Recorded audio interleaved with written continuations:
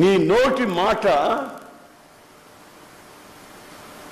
ఆశ్చర్యాన్ని కలుగ చేయాలి. నీ నోట అబద్ధం రాకూడదు, నీ నోట దూషణ మాటలు రాకూడదు, నీ నోట శపించబడిన మాటలు రాకూడదు. దయగల మాటలు నీ నోట రావాలని ఆశిస్తున్నాను.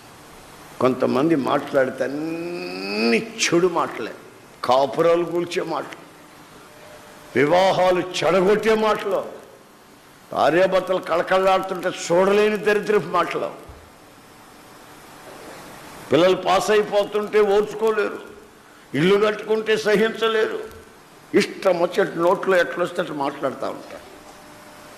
అయితే వాక్యం అంటుంది, దూషణ మాటలు, చెడు మాటలు, శపించబడిన మాటలు, కఠినమైన మాటలు దేవుని పిల్లలైన మీ